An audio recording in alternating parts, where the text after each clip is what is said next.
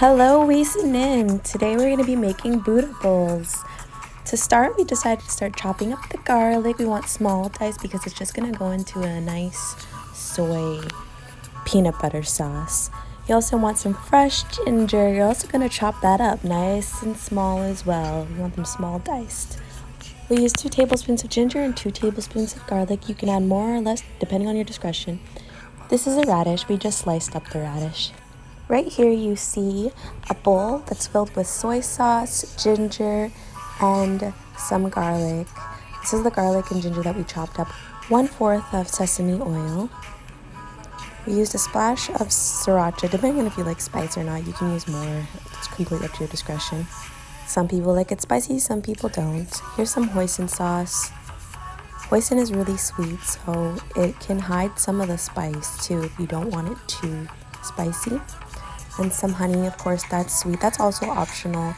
This sauce will be used for the tofu, and some will be reserved for the peanut butter soy sauce. This is known as coriander or cilantro. Apparently, some people don't like it. It tastes like soap to them, but I love it, and my team loves it as well. So we like to use a lot, but you can use completely up to your discretion when it comes to coriander because this is just a topping. It's one of my favorite toppings, of course.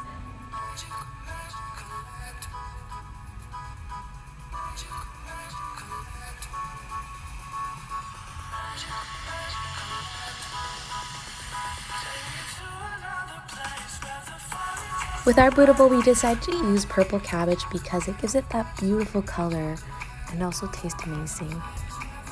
We decided to go with a fire roasted red pepper. You can also do this on your own at home, and you can roast it in the oven or on a gas stove, but that was a little too time consuming for us, so we decided to buy it store-bought. It tastes just as amazing as the one you can make at home.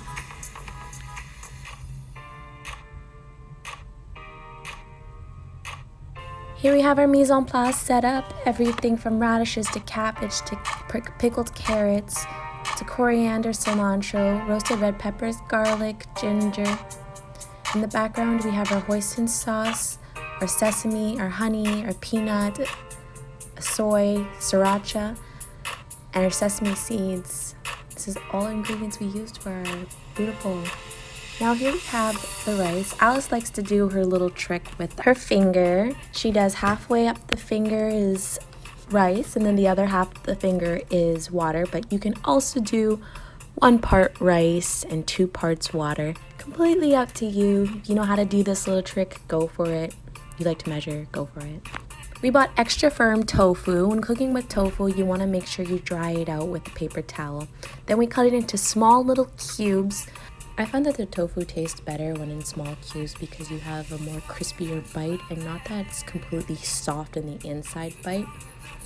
That's just how I like it. You can always make them larger too.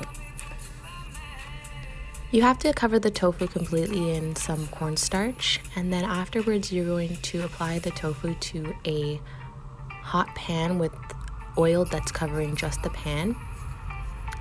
When you apply the tofu, you don't want to overcrowd the pan because you want to be able to flip it individually on each side.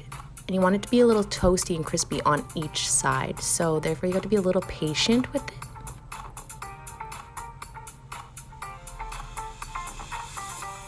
Here we're making a soy, ginger, garlic reduction. You're going to want to add a little bit of cornstarch because we noticed that it wasn't reducing.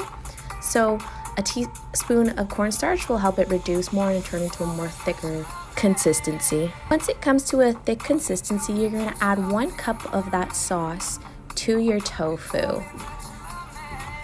Afterwards, you're going to take the remainder of the sauce. You're going to add peanut butter. We decided to add a little more hoisin because it was a bit salty, so we wanted to calm it down with a little more sweetness.